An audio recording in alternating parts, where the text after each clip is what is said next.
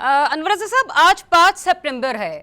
8 September کو جلسہ plan کیے ہوئے ہے پاکستان تحریک انصاف، اور 5 سپٹمبر کو ایک بل پاس ہوتا ہے جس میں پرامن احتجاج و امن عامہ کا یہ بل ہے قائمہ کمیٹی برائے وزارت داخلہ کی طرف سے، جس کو 6-1 کی اکثریت حاصل ہے.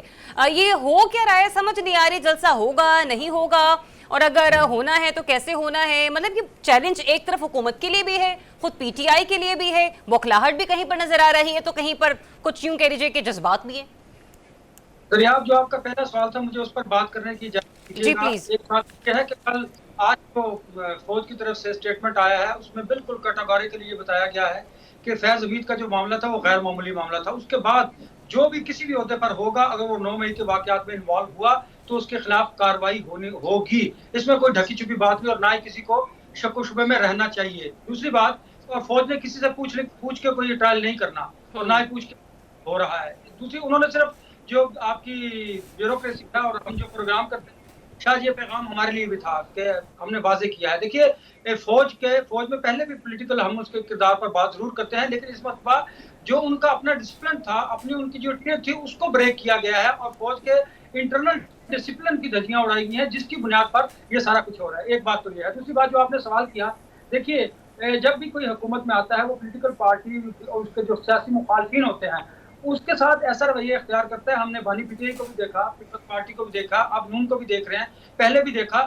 یہ جب اس طرح کے قوانین لے کے آتے ہیں پھر یہ قوانین ان پر ہی امپلیمنٹ ہوتے ہیں. مجھے اچھی طریقے سے یاد ہے کہ مولانا فضل الرحمان نے جب لانگ مارچ کا اعلان کیا تھا تو بڑے آرام سے، بڑے طریقے سے انہیں اسلام آباد آنے کی اجازت دی گئی. جب بلاول بھٹو زرداری نے مارچ کا اعلان کیا تو انہیں بھی بڑا ویلکم کیا گیا اسلام آباد میں. مجھے نہیں یاد کہ بانی پی ٹی آئی کے دور میں کچھ ایسا ہوا ہو. دیکھیے، ایک جو ہائی کورٹ ہے، اسلام آباد ہائی کورٹ، اس کا ایک ججمنٹ ہے کہ اگر کسی بھی سیاسی جماعت نے کوئی پرامن جلسہ کرنا ہے تو اس کے لیے پریڈ گراؤنڈ موجود ہے. آپ انہیں اب آپ انہیں رضا صاحب پہلے اس بات کا تو جواب دے دیں کہ عمران خان کے دور میں کون سا کس کو روکا گیا، کون سا جلسہ روکا گیا، کون سا احتجاج کو روکا گیا، وہ آپ سے سوال کر رہی ہیں. ایک بات تو یہ ہے، کائنڈلی ذرا میری بات مکمل ہونے دیجیے گا. میں نے بڑے صبر اور تحمل سے آپ لوگوں کے شکوہ اور جواب شکوہ سنتا رہا ہوں. اب میری بات کا ذرا مجھے بھی کر لینے دیجیے. جی اجازت ہے انور رضا صاحب. دیکھیے، بات یہ ہے کہ اس وقت بھی یہی ہوتا رہا. انہوں نے بھی بڑے بڑے بلند و بانگ آپ کے بانی پی ٹی آئی نے دعوے کیے کہ ہم چوروں کے پیٹ چاک کر دیں گے، ان کے اے سی بند کروا دیں گے.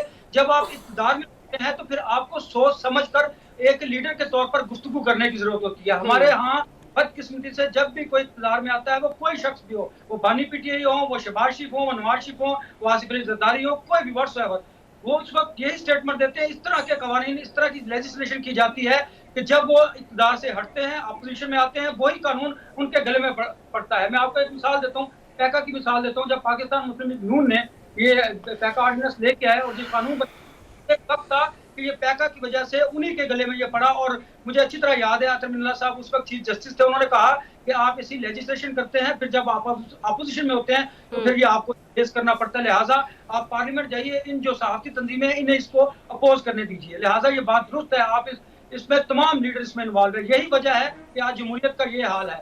اور رہی بات جو آپ نے کہا، دیکھیے 8 کا جو جلسہ ہے اس کو روکنے کے لیے یہ اقدامات کیے جا رہے ہیں. یہ حکومت بڑی غلطی کرنے جاتی ہے، کیونکہ اس طرح ٹھیک چلیں، آپ کا پوائنٹ آپ پہ آگے. اقرا مجھے یہ بتائیے گا، یہ اب خود انور رضا صاحب کہہ رہے ہیں کہ حکومت یہ کیٹیگوریکلی خود سے کرنا چاہ رہی ہے. آپ کو لگتا ہے آج ہاتھوں کی باندھی ہوئی کل دانتوں سے کھولنی پڑے گی اسی گورنمنٹ کو؟ بالکل ایسے ہی ہے جناب. ماضی میں آپ جو کریں گے وہ مستقبل میں آپ کے ساتھ بھی ہو سکتا ہے. آپ اپوزیشن کو دیوار سے لگائیں گے تو آپ کو بھی دیوار سے لگایا جائے گا. لیکن یہاں پر بات یہ ہے کہ جو 40 شرائط وہ اس اجازت نامے پہ لکھی ہوئی ہیں، مجھے لگتا ہے آگ کا دریا پار کرنا زیادہ آسان ہے بجائے اس کے کہ وہ پی ٹی آئی وہ 40 شرائط پر عمل کر سکے. لیکن مجھے ہمیشہ افسوس ہوتا ہے، ابھی آپ نے گنڈا پور صاحب کا بھی بیان چلایا، بطور وزیر اعلیٰ وہ اپنے منصب کا خیال نہیں رکھتے. میں جب بھی ان کا بیان سنتی ہوں وہ تماشوں کا ذکر کرتے ہیں. انہوں نے ثوابی کے اندر کرینز اور حکومتی مشینری استعمال کرنے کا بھی سوچ لیا. اور جب ایک انٹرویو میں ان کا دیکھ رہی تھی، ان سے سوال ہوا کہ آپ دونوں صوبوں کی پولیس کو آمنے سامنے کر دیں گے، تو انہوں نے کہا کہ وہ میری پولیس ہے، وہ پروٹیکٹ کرے گی مجھے. تو بہت ہی ان یوزول سوال ہے، لیکن یہ انور رضا صاحب کی بات ٹھیک ہے کہ حکومت کو یہ حق انہیں دینا چاہیے اور یہ جائز حق ہے احتجاج کرنا.